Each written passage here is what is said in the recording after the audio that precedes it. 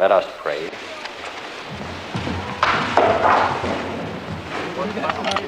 O Lord, show thy mercy upon us. The staff at St. John's must attend chapel each morning and evening, 7 days a week. They form the Company of the Cross, an Anglican community which provides board and lodging and a salary of $1 a day. May it please God that these boys coming into a new setting may find strength in Him. That we as their leaders may be granted wisdom to make right judgments, prayer. And let our pride not be. Here it goes. Go. Out! Everybody out! My name is Robert Young Pelton. Welcome to the World's Most Dangerous Places podcast. Our topic's pretty simple. We focus on things and people that work in dangerous places. And today we're taking a little bit of a detour because we're not coming from a war zone. We might be coming from a place that's even more dangerous, which is a former boys' school called St. John's Cathedral Boys School, which existed from the late 50s to about the 90s. And what they're most famous for is killing their kids and a variety of things that are documented in 4 different books now. And he's helped write 2 of those, and he's a former student at the school, as I was.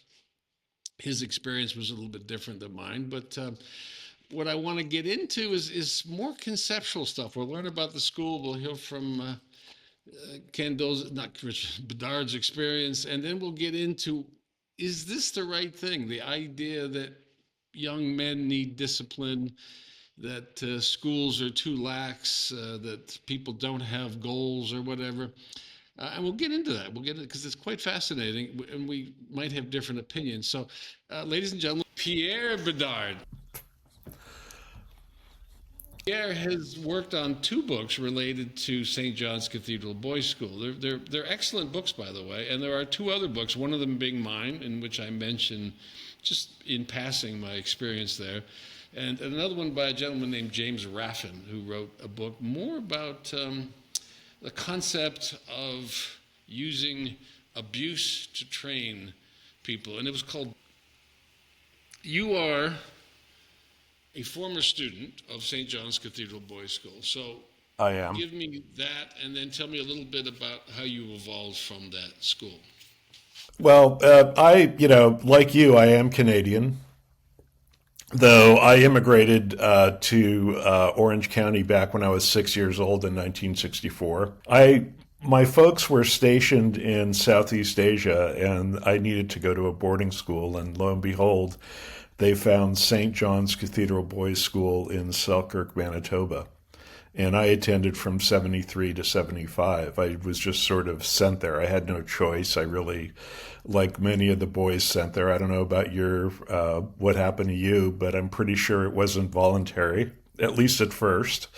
I don't think any child volunteers to go to a school. I mean, Richard Kendall might argue that. He's a former student that actually enjoyed his time there. But I think the English tradition of getting rid of your children and having someone else raise them, it doesn't really apply here. This is more of a correctional institute. It's like this school is a little bit different. Very interesting you bring that up, because they did want to be and follow the English tradition of the great schools.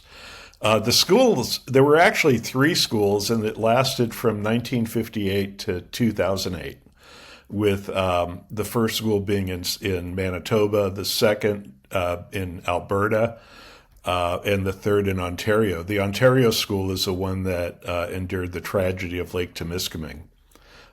Really less than a year after its founding. People forget that. We can get into the whole details of that tragedy, which was a tragedy. I wanted to freeze frame something because you were a child, right? How old were you when you first arrived at the school? Lucky, I went in for 10th grade, so I was 14. I was lucky. There were kids there in 8th grade. I'm in Laos amongst the poppy fields and among tribesmen and enjoyed yourself, but no, you had to go to the middle of Canada. Were you a bad child? Did you do something horrible that your parents decided would be suitable? you know this, you've traveled internationally. If you have a kid, if your kids fuck up, you're out of there. You got 24 hours to get the hell out. And I was getting of the age when I had a motorcycle. I may have been drinking. I may have been doing other, whatever, all alleged. But my parents probably figured, shit, if, you get popped, we're out of here. And my dad had just joined U.S. Customs. Be clear, what did your parents do for a living that took them to Laos? U.S. Customs advisor for the southern part of Laos. He had worked for Canadian immigration for years, and then we immigrated, waited 5 years, and then joined U.S. Customs.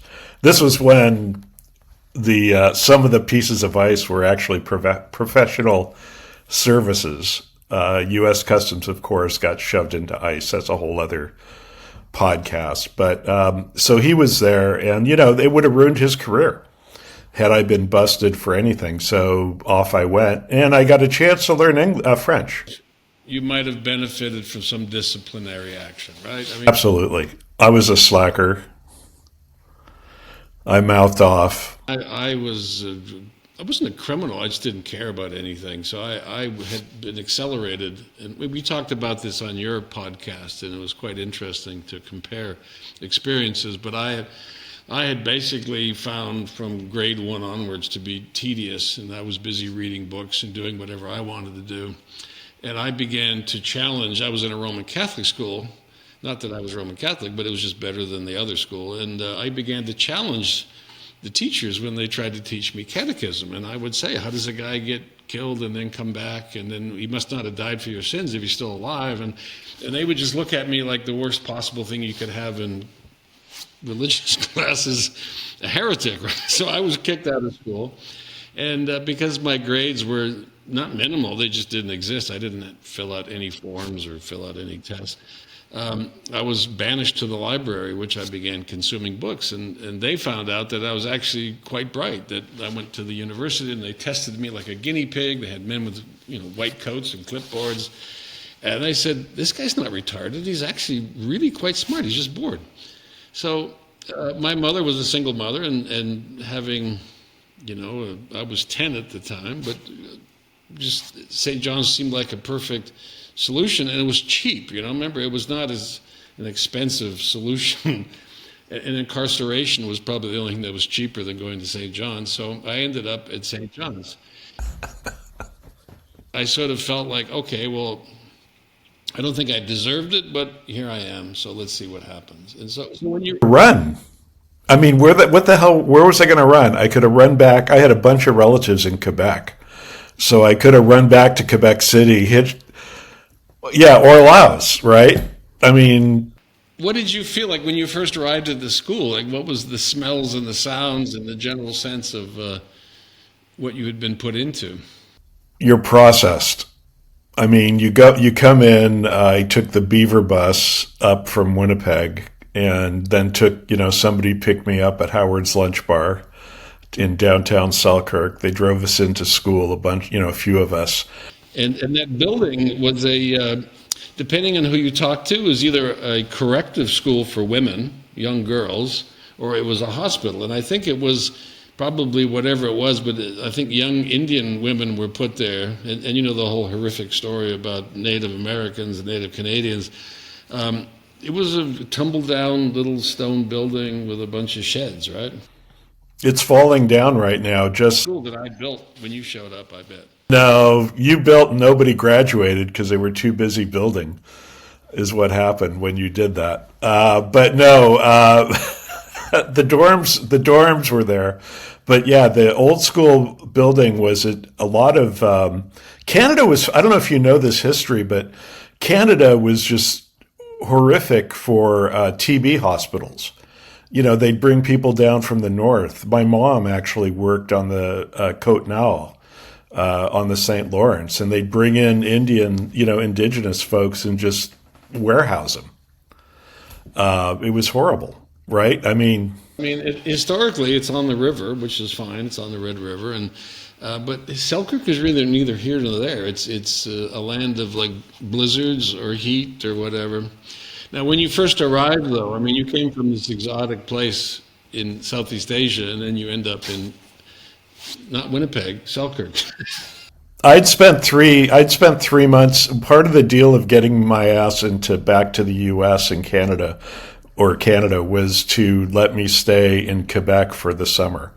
So I got to summer in Quebec on the shores of the St. Lawrence, where and hang out with my grandmother and all my multiple relatives. I mean, I'm like the 10th generation.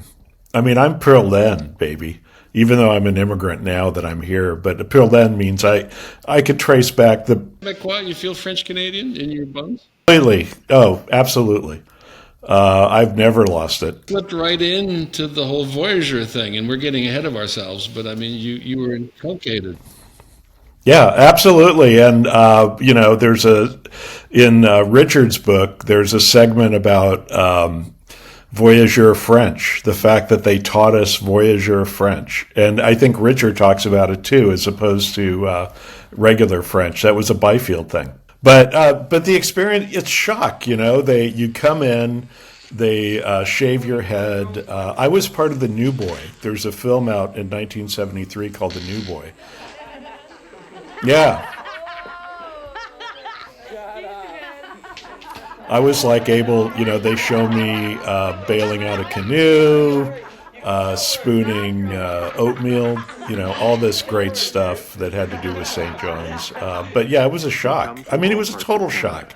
It was insane. I was just a fat shit. I think you were issued, I think, blue jeans, Keds or some kind of canvas shoe, and then these T-shirts, these sort of golf shirts, which I still wear to this day. I mean, just plain cotton shirts. And you were shown to your bunk, and then there was an immediate fist fight as to who got the top bunk or the bottom bunk. And then you realized, like, oh, this is Lord of the Flies with less wardrobe. And then the first night where somebody talks, like something I found out writing with Richard, is that every first night somebody opens their mouth and they take everybody out and swat them. And that's usually the first meeting with swatting, with beating. Let me describe it. So I'm going to take a break here. I want to say, first of all, that the school was a ramshackle sort of country establishment with about 12 teachers, maybe more when you were there, and maybe 100 with 110 kids, and the year finishes with 90 because 20 of the kids. I figured out a full 20, maybe 20%, are gone, disappear. But there's 6 grades, if I remember correctly. So there's grade 6 to grade 12.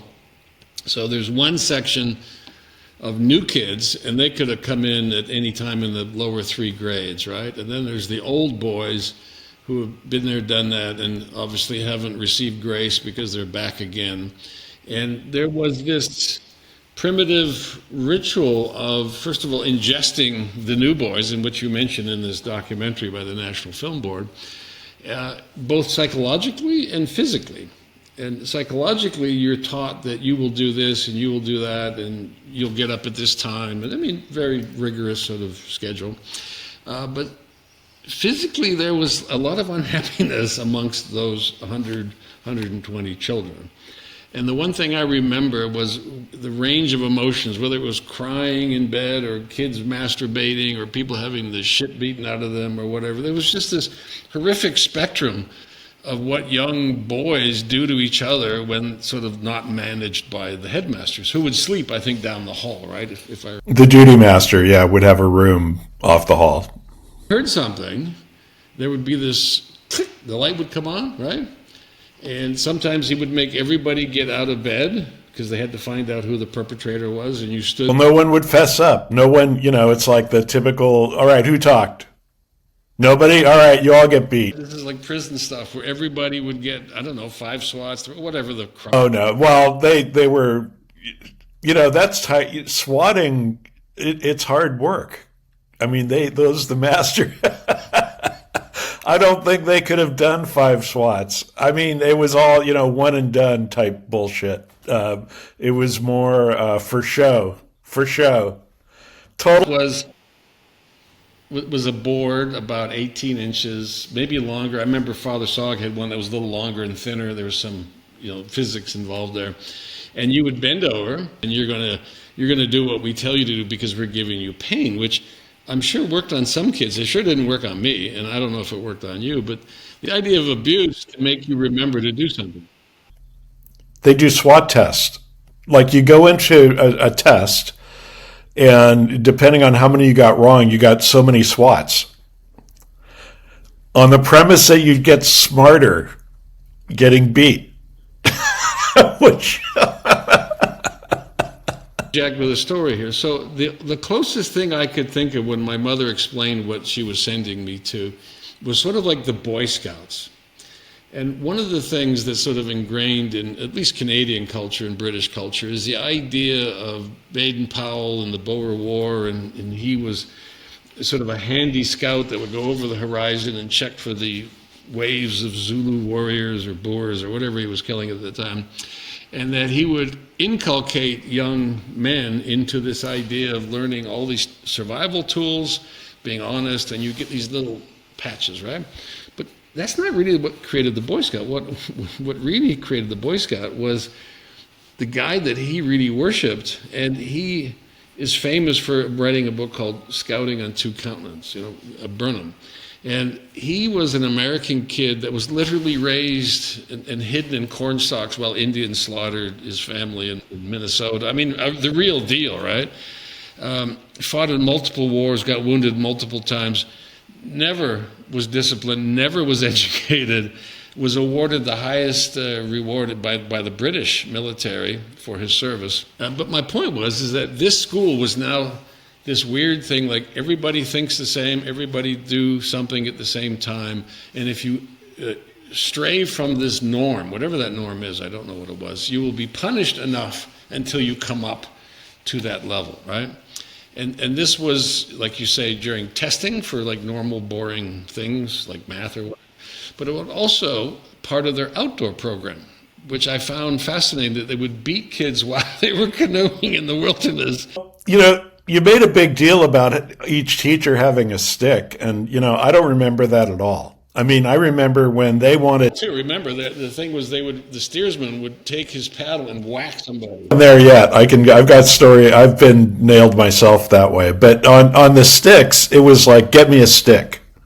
I mean, a lot of times when you'd find your punishment. So you'd be going around to see what kind of stick, like if I get him this stick, is he going to be really pissed off? And construction, you asshole. All those goddamn floorboards from the gym, all the floorboards, those things were like came from, and they used to have rowing cutters, and then they would take this thing called a stretcher where you put your feet on and you would push against it to row, and then they began to improvise, and then they had their little seasoned sort of polished by wear and abuse sticks that they kept in their room. You went and I went. There was some semblance and some order, some what I call like a Roman Empire rules for swatting. For instance, you ran away, 10 swats from Weins, 10 of the best. You got caught smoking, 10. You got put on charge, 3. You left your clothes in the hall, 1 SWAT for every piece of clothing. And by the way, we all had we had our numbers, right? Like prison codes, 722. Who were what? 24. Yeah, I mean, you don't forget, right? It's like it's a tattoo type thing. But all these things. I went and got, the only thing I have from that time is I have my hat. You know those yellow. Yeah, and it's got 24 written on the side, but the sides of my head is only. Got it right over here. The Groton fisherman's cap. Yeah, but my point on the beating, so back to Mr. Powell. So what happened at the school? The beating, what I call the SWAT regime, was not corrupted.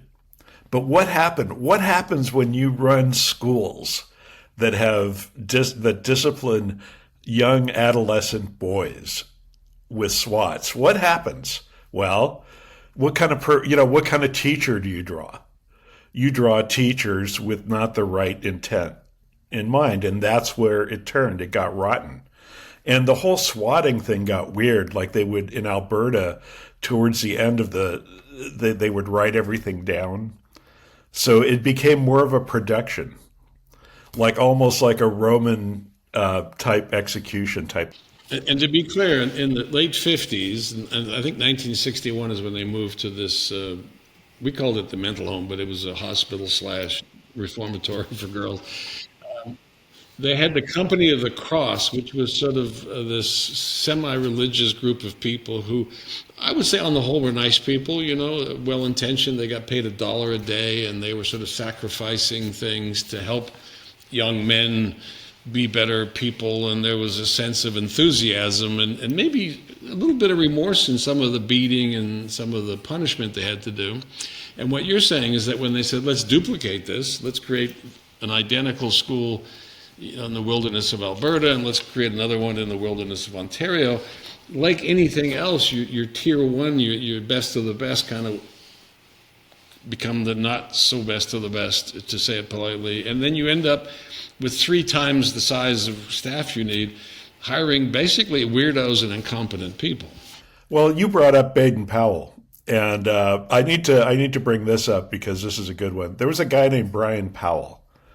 I don't know if he showed up when you were there, but he would come around every year. Frank Weins would bring him in, and Mr. Powell was he was out of Westmount, and he was reported to be related to Baden-Powell, right? Brian Powell. So, by the way, I don't think he was. I just think that he snowed everybody. So Mr. Powell, in all fairness, was never convicted. But he did stand trial in Selkirk for, I think he was showering a little too much with his, But he. A disclaimer, when I went to there, I went there for 3 years. I was the youngest kid then, although somebody went on my Wikipedia page and changed it to one of the youngest, but I was just turned 10, which is very young for a grade 6 kid. And I spent 3 years there, and I was eventually abandoned at the school by my mother, and my father had to come get me, and it was a sad story. But the point was that I was never subject to any homosexual advances or any sort of perversity. I just had to deal with the physical hardships, the canoeing, the snowshoeing, the fighting, whatever. Which was enough. I didn't come away scarred, right? I mean, I don't have any trauma from it. But later on, I heard, and like you mentioned, there were lawsuits. There was a kid that actually sued the school for $3.5 million later on. Well, Riley, I want to give Stephen Riley some credit here. He did really a lot of research on all the cases that have come up. And over the years, he brought forward a couple things, incidences that I had no idea existed. Let's be clear, he wrote a book that you worked on called God's Paddlers, right? His subhead for the book, so it's called God's Paddler, but then there's a subtitle. Canada's Most Dangerous School, the inside story. Richard's book says what? Toughest school in North America, which was... McLean said it was the toughest boys' school in North America, or Reader's Digest, I forget. No, it was the reason I got into the school is my father held up a magazine article that was in the Knights of Columbus magazine that was titled Toughest School in North America. And I think I was drunk. When he held it up. It was late at night. He goes, "You want to go here?" And I said, "Okay, you're good." We haven't established this, but the school advertised the fact that it had a thick curriculum, right, of classical subjects, languages, things like that. The word advanced doesn't really apply because you were reading like weird things, like popular books about the Plantagenets. You were reading old explorer guides or whatever. Francis Parkman. You had to run the school, so you had to clean the school, you had to work on the kitchen, you had to process the meat, you had the chickens and the pigs at the time I was there. And the third thing was with the outdoor program. So you had this 3-pronged thing designed to grind you into pulp. The outdoor program, I thought, even at my young age, was rather extreme because you literally had to carry these heavy canvas canoes for miles. You had to canoe them for 1,000 miles on remote rivers. And then in the winter, you had to snowshoe between, 10, 15, 20, 30 miles at night. Well, I mean, night it gets dark at like 2 in the afternoon or 3 in the afternoon. And then you had to come back like literally frozen. And you went out on all these things with no, like things like first aid kits, radios, like none of this stuff. And I felt just when I first arrived there that these people are crazy. Like they're trying to kill these kids. And when I got into my first canoe trip, which was the Red River, literally a bolt of lightning hit a tree in our campsite in St. Paul and fell down between the tents, narrowly like escaping killing like 12 kids. Every student I've spoken to, and I'm not talking, everyone, I don't give a shit who it is, whether they agree with me or not, every one of them was 10 seconds away from a tragedy. Like everybody had that experience where whether it was drinking bleach out of a water bottle because somebody didn't bother to write on it that it's bleach and not water, whether it was dealing with like bandsaws in the meat room, I mean, name it. That was, the bleach thing happened on a canoe trip that they let the boys go out on their own on Lake Temiskaming. This is well before the Temiskaming tragedy happened. They let a grade 12 or grade 11 class go out in 2-man canoes. And with no teachers. It was the only trip. Stephen does a really good job writing about it. Only trip that they ever went on without a teacher. And it turned into a Lord of the Flies. But one of the guys drank bleach, and then he was effed up. And then he got beat up by everybody else because he wasn't fast enough. The bleach came about because we used to cook porridge in these giant pots, and they used to serve us Spam. And we had hardtack and then jam, and things would go bad. They get moldy and bad. So somebody decided, well, we need to clean everything out with bleach, which, okay, fine. But they would keep it in a white bottle, and bleach comes like that. When the bottles were empty, they would use to store drinking water. And put them right next to each other. And I remember, this was actually on the Red. So this guy, he's thirsty. He grabs the white jug and he leans back and he's just chug, chug, chug, chug. And there's that look on his face, which every movie director wishes they could capture, where he realized he just drank about half a gallon of bleach. The masters, as we call them, went into a tizzy because no one knew what to do when you drink bleach. So they started beating him, and they started forcing him to drink more water out of another jug. And when they ran out of water, they made him drink out of the river, and they tried to make him throw up, and they were beating him and kicking him, whatever. And then the kids were saying, hey, excuse me, sir. You can drink like milk, right? Like powder. But they wouldn't listen. They were so busy beating this kid up and making him drink river water. And then they dragged him off to some farmhouse, and when they got there, I think the guy told them, well, you just drink powdered milk or milk, and it negates the effect of the bleach. But I just thought to myself, another example of why this school is going to kill somebody at some point, because they had no cognizance of just how deadly the things they were doing were. And in combination, we had a canoe, we went the wrong way. We had one of those nice little, volunteer steersmen, and this was in the Grand Portage area, went down the wrong avenue of a river and ended up almost going over a waterfall. And all of us knew, just from the sound in our ears and the pressure changes and the little sparkle, that we were heading over a waterfall. And Providence came down and stuck our canoe between two rocks. So like a few yards from the edge of the waterfall, we got jammed into wedged into this rock. Now, of course, we're far from the shore. But I mean, things like that you couldn't make up. Every person I talked to came within 10 seconds of the ultimate Valhalla, and it's really, to me, I think it's historically it's a significant school. It's a very significant school. About 5,000 people got laundry numbers out of there in the 3 schools. Yeah, well, that's my estimation. At least 4, but closer to 5. It's not quite a residential school type situation, but like you said earlier, not many kids were there of their own volition.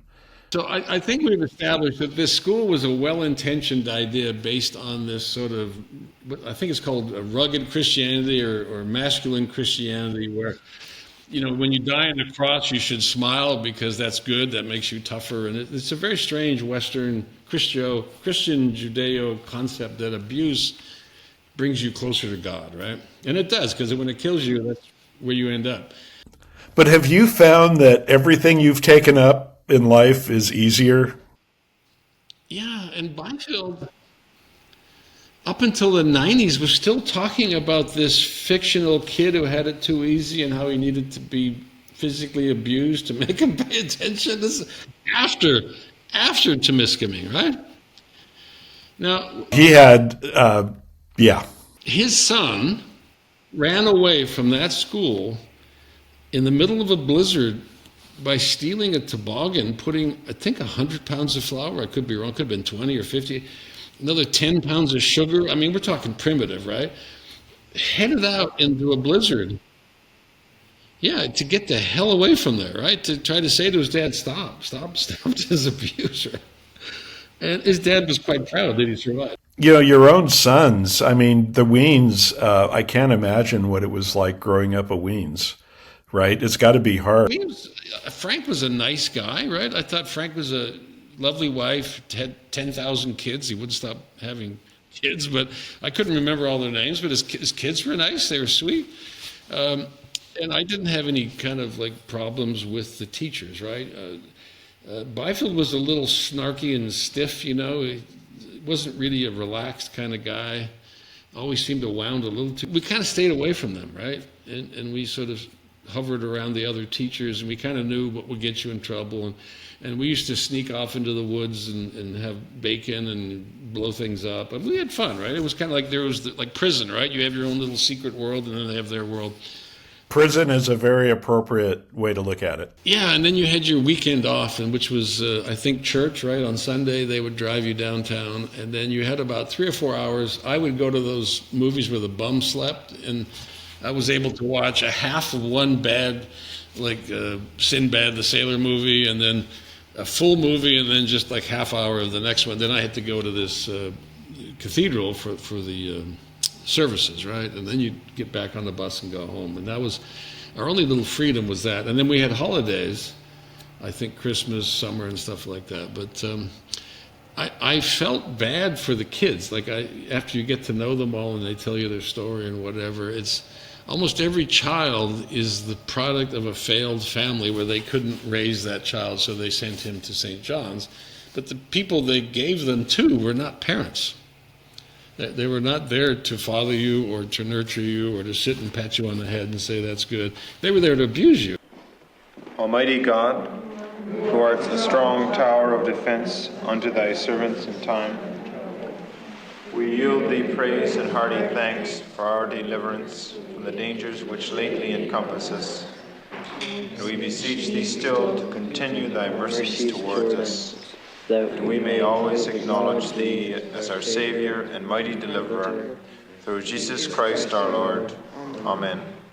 And maybe I speak too broadly that way, but they were there to make it tough for you, right? Building character by, this is all about building character.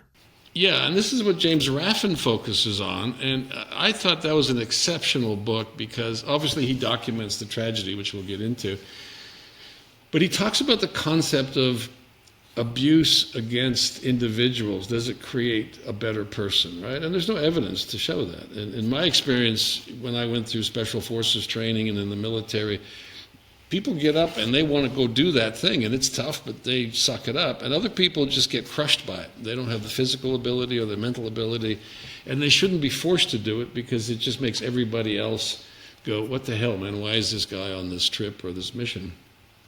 My experience was watching people losing their bowel controls, sobbing, running into the woods.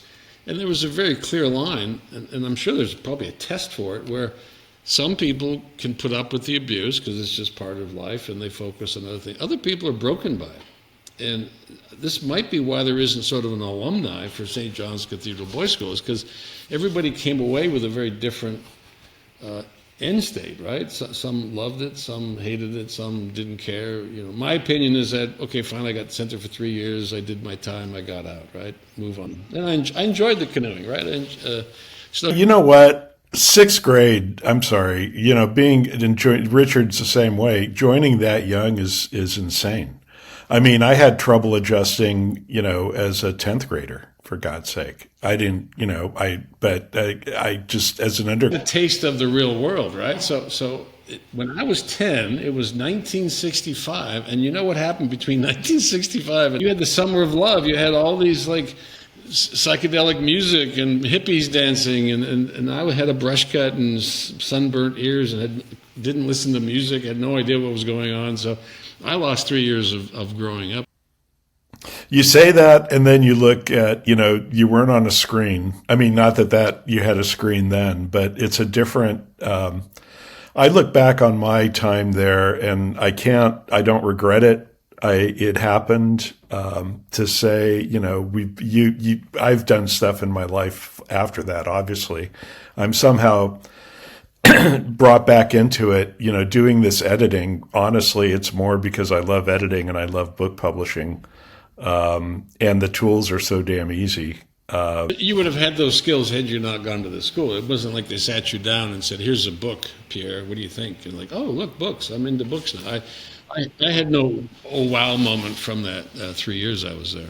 I was writing well before. I mean, they helped me in my writing, but what the hell? I'm not that great a writer anyway. I mean, I had a good career is what I did, and they taught me to get along, with people. I mean, Steve, people don't know this, but Steve Jobs knew both of us. And, he liked Canadians, I think, obviously. Right? Yeah, well, I worked with him on 2 projects, and he was an asshole, but, we got along because I was an asshole. So I was the same age as him, and when we would disagree about something, I think he took it as being well-intentioned disagreement. I wasn't trying to prove anything or argue anything. He could smell piss going down your leg. No, I mean, that's really... So we go to a meeting, and how old was I then? I'm in my 30s, right? Late 30s. And we'd have a guy who was like over 40, and Jobs would go out of his way by saying, this product is for young people, not like old, fucked up people over 40 and divorced. And then you can see like the guy cringing. And God help you, if you challenged him, you would just get ripped to shreds, right? I mean, he had a father issue. I was like, lucky. Well, anyway, I didn't mean to go to Jobs, but I'm saying the thing about the school itself, right? I mean, I remarked to Richard before I reached out to you again about the fact that, in his book, we really don't have that many alumni. In other words, I don't think there's a lot of people that did the full 6 years. Or even graduated. I mean, the thing I learned, right? It blew me away how very few people graduated, how odd it was that I graduated. So Richard pointed that out, that despite all this intense academics and languages and deep reading and history, that they didn't pass any fucking academic standards. And maybe that's good. Maybe that's the whole point is like, screw school, just learn, read books, do this. I was engaged with some of the topics. I really enjoyed reading about the voyageurs and explorers, and then actually being on those rivers, and okay, so that's fine. That's kind of cool. Allez, allez, allez les gars, levez, levez, levez, levez tout le monde, allez, allez. What do you do? They are ever anxious to be off, and little courtesy is shown the tardy riser, no matter his station in life. Not every traveller has been known to appreciate their sense of humour.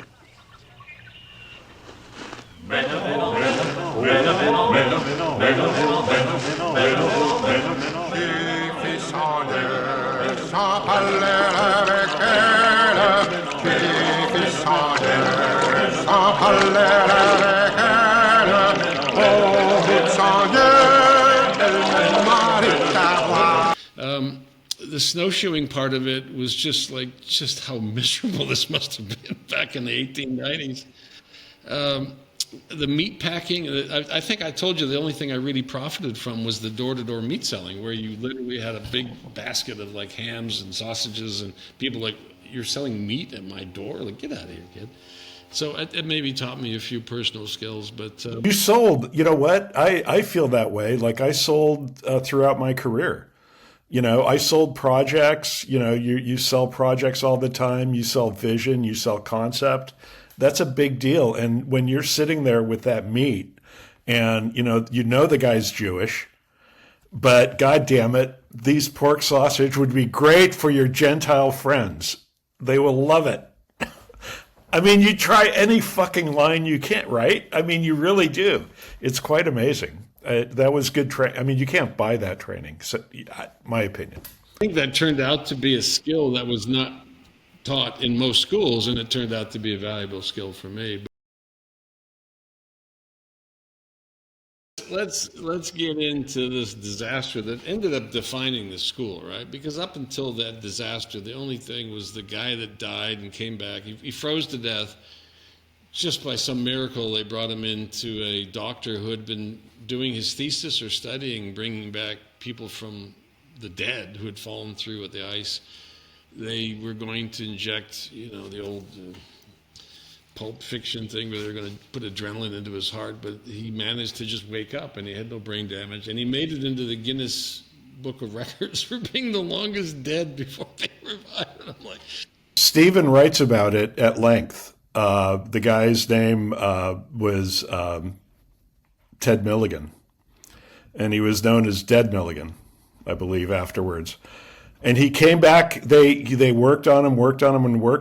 To his credit, somebody knew that if you administered CPR, it kept the oxygen going and the blood going. And warming. I mean, he was dead. I mean, And they say that it was because he was so cold that they were able to revive him. It's just, my God. Anyway, talk about, most people brag about having Nobel Prize winners as alum. And he's like, I got Dead Ted, who's in the Guinness World Book of Records for being dead the longest. Have you suffered from hypothermia? Have you ever? That problem. It's thank God, I'm probably made to be Canadian. I didn't drown. I didn't freeze. I was smart enough to wear 2 pairs of socks and then a third pair. I wore 2 pairs of jeans. You mean you got lucky? So it's fucking cold out here. Like, I'm going to die. Like, if I don't have like 3 things like mitts, gloves, and then silk gloves underneath, I'm going to die, right? Almost dying of hypothermia for me helped me edit these books. Really? Well, sure, because I know I came close to going, and I got to tell you, it's the death itself is just you want to go to sleep. That's it. You don't give a shit. Brained, right? And we'd have to beat. So the funny thing is that when you get one of those guys who's slowing down, you'd have to beat him. You'd have to physically punch him and kick him and make it more painful for them to just lay down and die. It's what happened to me on the road to Matlock. I overexerted myself. I was snowshoeing, and my crew started beating the shit out of me to keep me alive. And yeah, it's like, it was my first run. It was the first run after the Lockport run. But my point is, that gave me, I learned, from having gone through that, and you have also, you learn about what it's like to be in those situations. And you were talking about I've always wondered how I do as a Green Beret, or how the St. John's ethos, never mind me, but you're somebody who's been through the school, how would they do in special forces training? And I suspect pretty well. A good point, because I went on ChatGPT and I said, tell me about Robert Pelton's time at St. John's. There's no evidence he ever went to this school. There's no evidence, blah, blah, blah. As if that was like false, whatever, honor or whatever. And I said, look, you lying sack of shit, AI toad. Like, I'm like, oh, sorry. Oh, thanks for telling me that. And then it spits out this really weird thing. And it spits out the St. John's philosophy versus the RYP philosophy. And I'm like, oh, here we go. I guess he's apologizing. So what they do is they talk about Stoicism, right? They talk about the school being like part of the Stoic philosophy, part of like the heavy Christianity where sacrifice, right? You're sacrificing for a greater good. Other people decide what the punishment is. You don't have any goals. They're all given to you. And if you don't achieve them, you're punished, right? This is exactly the wrong thing for like leaders and commandos and people who have to risk their lives to do extraordinary things, because you're always relying on a greater subject, to say, okay, is this okay? Can I do this? Will I be punished? So what it accused me of is being an existentialist and being sort of an Odyssean, someone who sees pressure and stress from inside. In other words, I expose myself to that willingly because I have a goal. And that's a fascinating difference between someone who's told you need to complete these 10 questions by 5 o'clock or we're going to beat you. Why would he do 10 questions, right? Why would he say, I'm going to do 10 of these and I'm going to do 10 of those? Because this is a very rigid structure they put him into.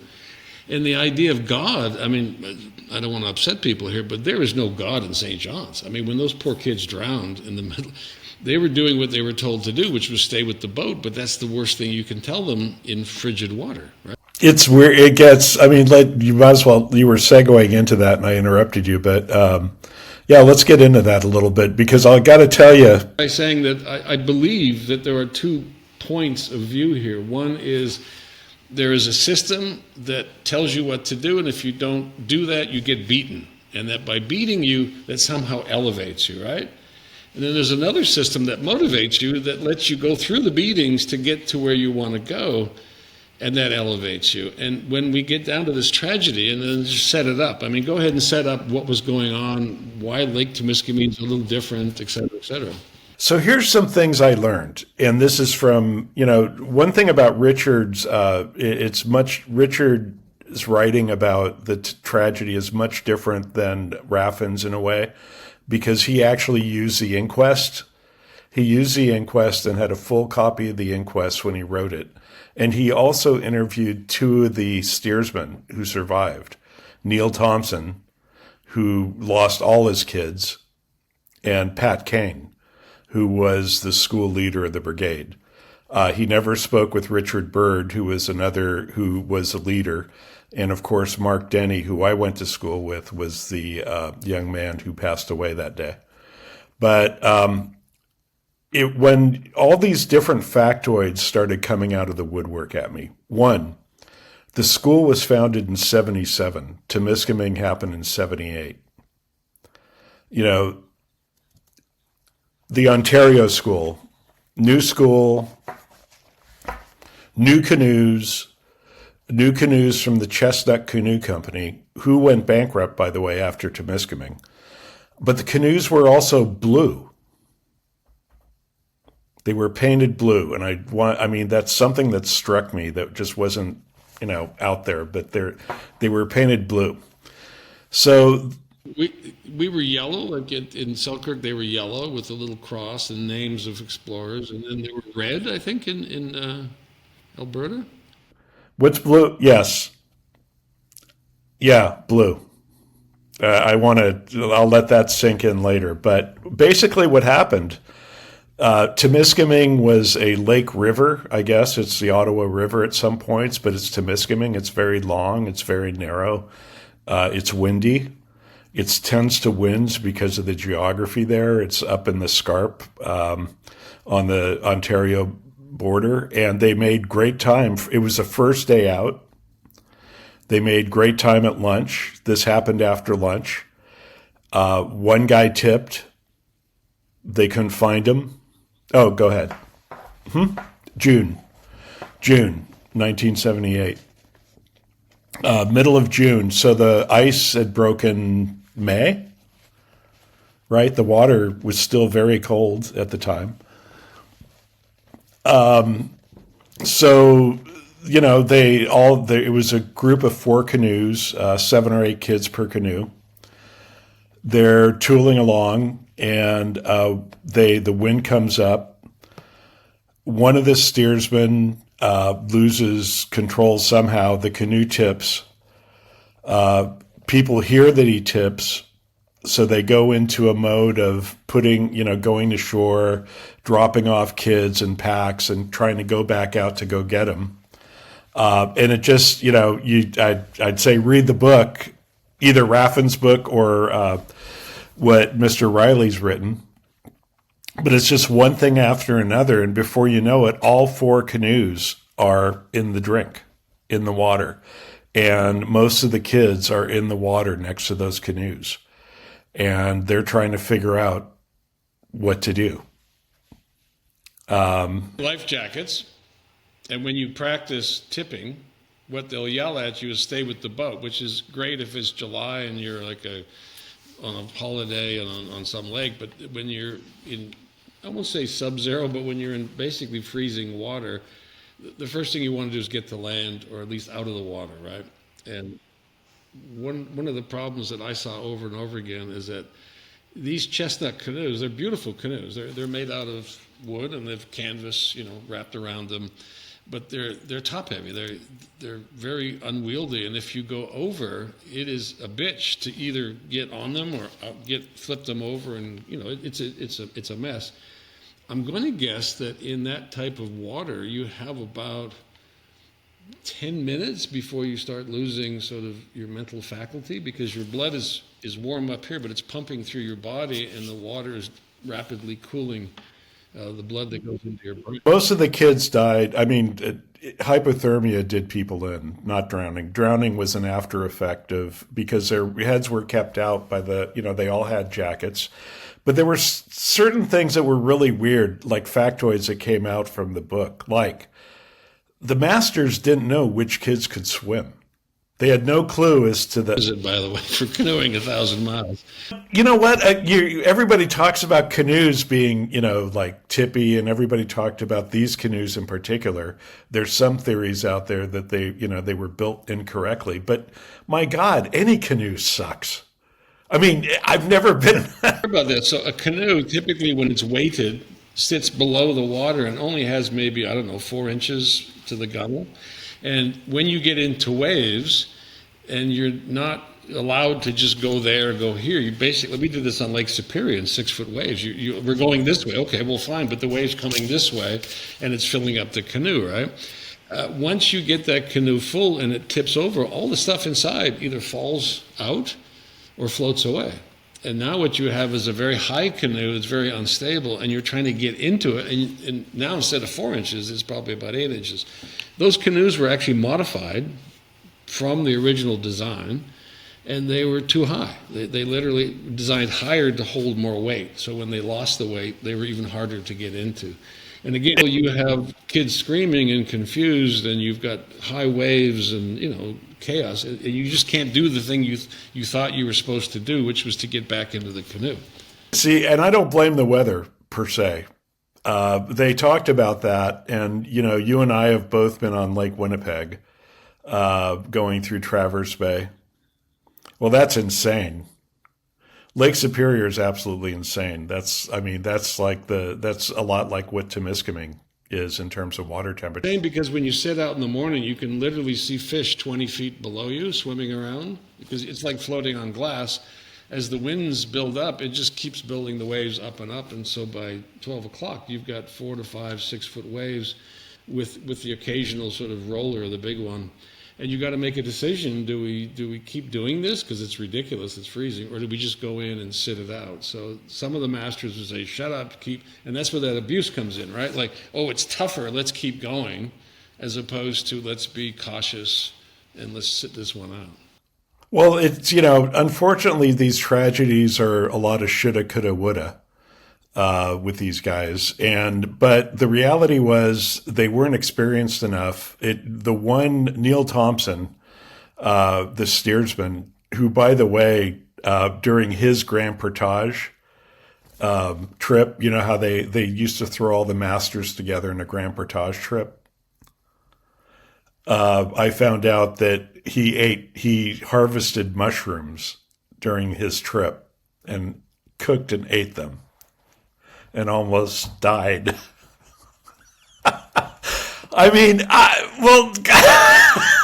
Well, the most recent book that you just did has just a litany, a series of just incredible. I didn't know about these. I didn't know about people dropping canoes on their leg and having gangrene and having to cut a chunk of muscle out because it was literally festering.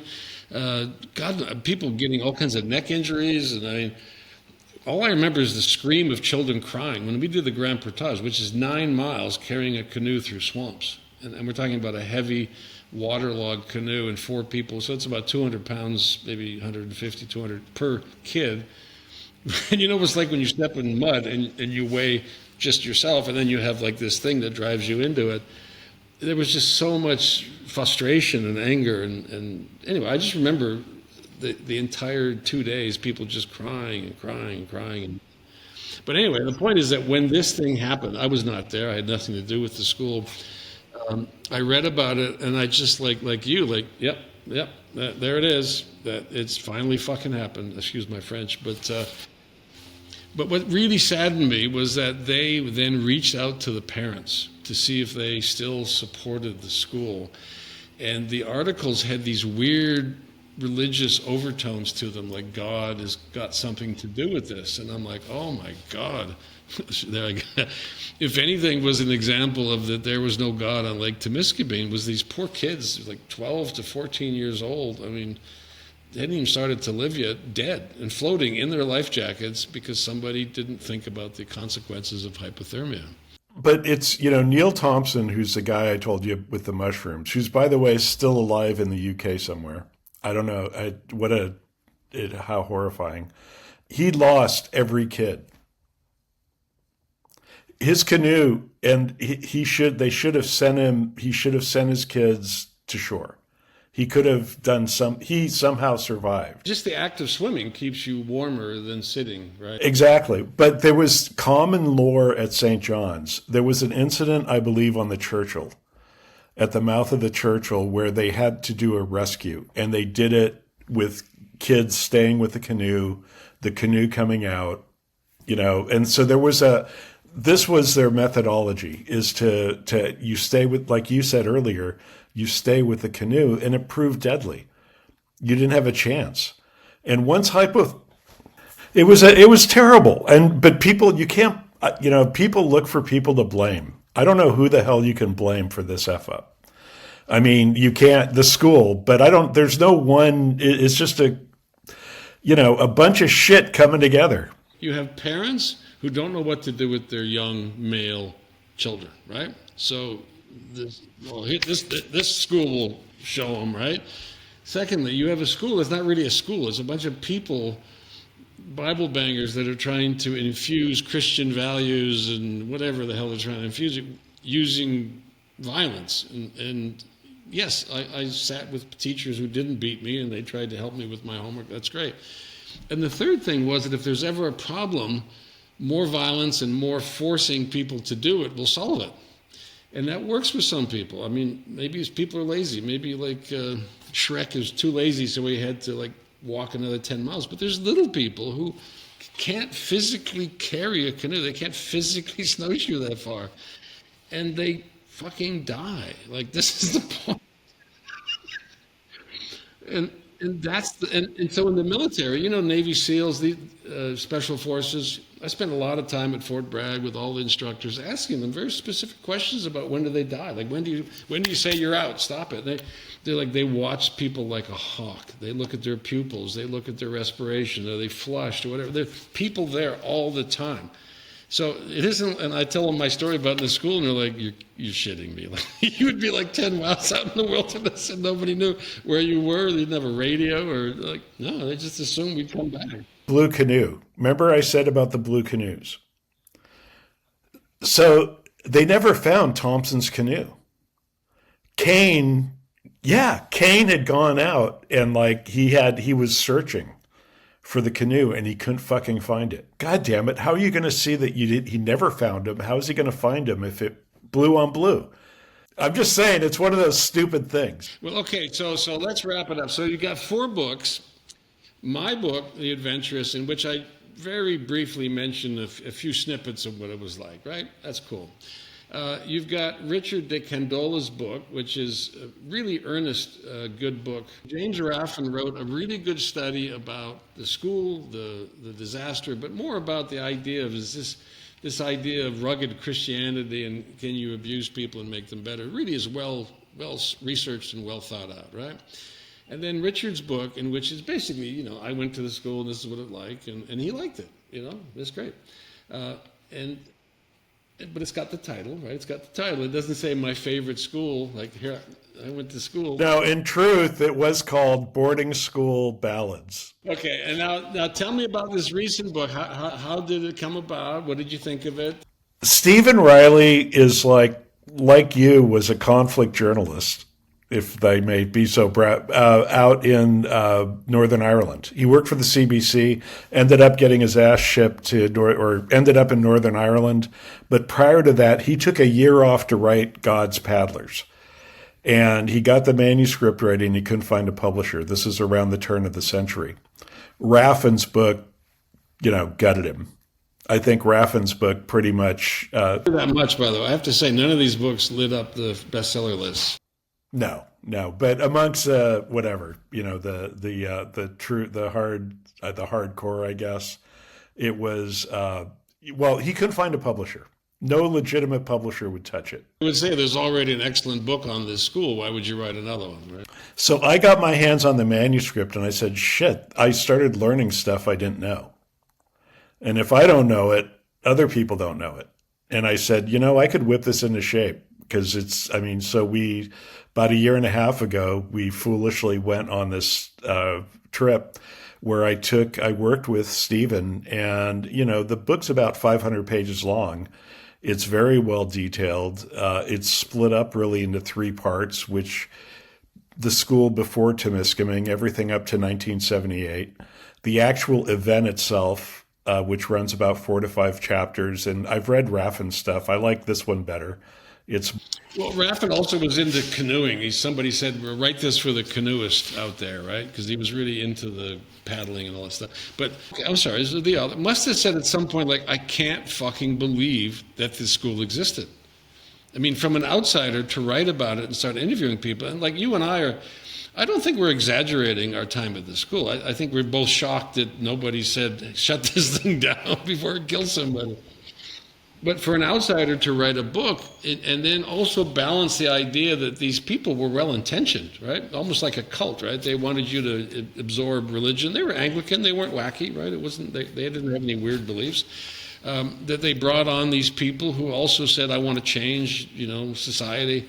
And then as they went forth and multiplied, they got kind of weirder and weirder. Now, he gets into a lot of the sexual perversion that apparently got let into the school. There were people that took advantage of this sort of very loose-knit entry scheme. There was my only experience was that there was a guy who was a volunteer and he used to go to the infirmary and sit by people's beds too long. And they finally realized, I know what he's doing. Like, get rid of him, right? But we never had that, and we're talking about the 60s now. We never had that rampant sort of predatory thing going on. So he does a great job of taking you through the evolution and then de-evolution of this concept. And for that, I recommend that people read it because you were there. You know he's not exaggerating. You know that he interviews people, that they're being legitimately honest about what they did and saw. But it's an example of something that starts off like a great idea and then just becomes perverse and deadly. But it lives. It lives. If you look at there's a direct line between the schools and the Free Alberta, the 51st state movement going on in Alberta right now with Byfield. Yes. And just once again, we have to tell people Ted Byfield was one of the co-founders. He was a journalist. And he was you would call him now a right-wing MAGA before there was MAGA, right? And he felt that... The West wants out. Yeah, but he thought that society was too soft. Back in the old days, men were men and women were women, and you get out the old stick. And he talks about this fictional guy who would have been a hippie back then, right? Like Jones or something. He gave him some name. The Jones kid. And I have to say, Byfield was an excellent writer. I mean, he was a very, very convincing writer, and he would always, even the annual reports for the school were just really well written. And but he would write these op-eds, and then when he left the school, he became publisher of the Alberta Report, which was successful as far as I know, and was a right-wing, Fox before there was Fox kind of thing. that appealed to the Albertan sense of independence and back to the old values. But I think that nobody ever held this school up against them as like, is that what you want, right? When you're left to run riot, is that... Stephen asked the questions. I mean, I got to hand it to Mr. Riley. He did a lot of interviews that were documented, and he spent a lot of time with Mr. Byfield, amongst others, like drinking different kinds of... And Weins children. Yeah, Rick, he knew Rick very well. And Rick, of course, was a huge critic of the school later on.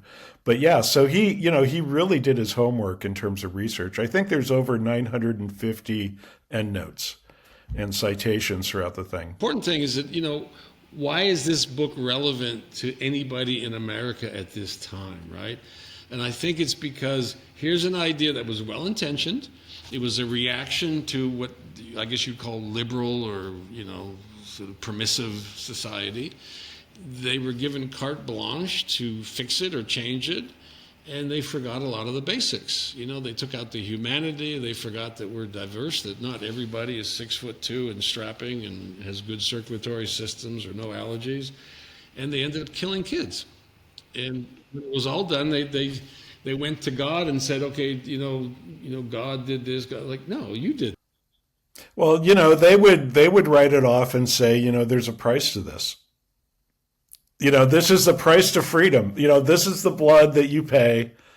I mean, I don't mean to put that in their mouth, but it's the attitude that this is a sacrifice you make. It's very Christian, right? You sacrifice yourself. My claim to fame is I spent a lot of time with Al-Qaeda and jihadis and who literally go out and they want to die, and they literally profess this exact same sort of, whatever doesn't kill us makes us stronger, this Nietzsche crap, and this adherence to religion and salvation so that the punishment you get, your rewards in heaven, and they're like, no, it's not true at all. And boom, then they blow up, right? You're like, dummy. And I'm just saying that I really enjoyed the idea that there was a school that had an outdoor program. You could work on a farm. You could study exotic languages like French Canadian. And that's where the line was drawn, right? Paul Shepard was one of the youngest teachers at the St. John's School of Alberta, a Christian wilderness school on the North Saskatchewan River, just west of Edmonton. He told the students stories about being an Air Force pilot and a cop. Nothing seemed plausible and everything seemed plausible. One of those students, Stacey Easton, was sexually assaulted by Shepard. He would look at me in the showers. Spanking for him was sexual, and he would spank more than any other teacher. And then he touched my genitals. In 2021, a jury found Shepard guilty of sexually assaulting Easton back in 1993. He was sentenced to 6 years in prison, which was lowered to 4 on appeal. The appeal court cited Shepard's nearly 30 years of post-crime law-abiding behavior for the reduction. Well, in terms of relevance to today, 2 things. I actually work with Dr. James Arnold, and we actually followed one of the cases, Dr. Paul Shepard, all the way up to the Supreme Court. This is one of the pederasts. I guess he was, I can't call him a pedophile. He was convicted of the court case. And but his perception on, the whole schooling thing is from his viewpoint. He was only there a year, but he experienced enough to see, how the PTSD that followed people afterwards, no matter what they were. And I can tell you, everybody was impacted somehow. It's just a matter of degree. And I think that's why there's not really an alumni, because watching the other kids go through this, weren't scarred, they just did it and put up with it. But a lot of kids were deeply, deeply affected by the abuse and the peer pressure and the sense that they weren't good enough. And I remember having to unbandage this poor kid's penis so he could pee because it was all infected and full of pus, and he couldn't control his bowels. And I'm like, why is he here? Like, why is this kid on a canoe trip? Crotch area got infected, but he couldn't control his bladder, so he would have to pee, and he'd stand up, and I'd have to unwrap his bandages. People think I make this stuff up, but it's... The only time I put God's Paddlers down once, where I just couldn't read anymore. I just said, I just can't deal. And that was reading about a poor guy in Alberta, I think Matthew Riddle, who lost like 9 toes. Lost every toe but his pinky. And I don't know, if you lose toes, if you lose your big toes. Okay, so we've lowered this down to like a bitch fest about how miserable this place was. Can we end on a positive note before we sign off? I would say, first of all, these 4 books that I'm mentioning, The Adventurist, Deep Waters, Richard de Candola's book, and the most recent book, God Paddlers, are all worthy of a look. You can get them on Kindle. They're all great reads. They all have great lessons in them, right? So tell me a positive thing that you took away from the school, and then we'll wrap it up. That's what I learned, how to just plow through and carry on. I don't know about you. Well, my only positive story is that I have such an incredible sob story to tell people about my childhood that makes them cry when they read my book. It was terrible. I read in the advent. I mean, goddamn, you show up in Victoria and like, And then being abandoned at the school, and everybody's like, "Aren't you leaving, Robert?" Like, I don't know where to go. I don't have a home. Like, oh. I'm so sorry. That's horrible. That's you. You must be. You're going to make a therapist a rich man. I'm just waiting for the screenplay, baby, because people sob their way through it. Anyway, Pierre,